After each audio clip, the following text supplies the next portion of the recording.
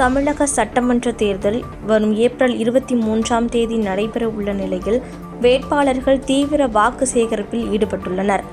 குறிப்பாக திருச்சி கிழக்கு சட்டமன்ற தொகுதியில் அதிமுக சார்பில் போட்டியிடும் ராஜசேகரன் அவர்கள், அவருடன் இணைந்து மாநகர மாவட்ட செயலாளர் ஸ்ரீனிவாசன், NDK கூட்டணி கட்சி மற்றும் அதிமுக தொண்டர்கள் இணைந்து திருச்சி கிழக்கு தொகுதிக்கு உட்பட்ட பகுதிகளில் வீடு வீடாக சென்று தீவிர வாக்கு சேகரிப்பில் ஈடுபட்டனர்.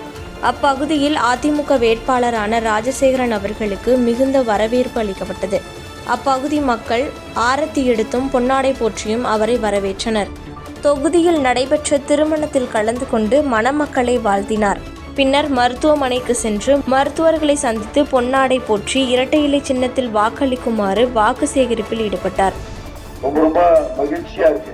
நான் பொண்ணுக்கார வரும்போது கேட்டாங்க, ஏங்க இந்த திருக்குறப்பா 3வது நீங்க வரீங்க கேட்டாங்க, 3வது வரீங்க, இந்த 10 நாளே நீங்க 3வது வந்தீங்க, தேர்தல் முடிஞ்சு ஜெயிச்சோம்னா எம்எல்ஏ அது வருவீங்களான்னு கேட்டாங்க. அதுக்கு நான் என்ன பண்ணேன், அம்மா இந்த தெருக்கு வர்றதுக்கு நான் பைக்கு பிடிச்சி வரணுங்கிற அவசியம் இல்லை, எங்களுக்கு மற்ற 2 வேட்பாளர் மாதிரி விமானத்துல வரணுங்கிற அவசியம் இல்லை. நீங்க கூப்பிட்டீங்கன்னா இங்கதான் நான் படிச்சதே ERS ஸ்கூல்ல, எங்க நம்ம காலடியில கிடக்குற ERS ஸ்கூல்ல.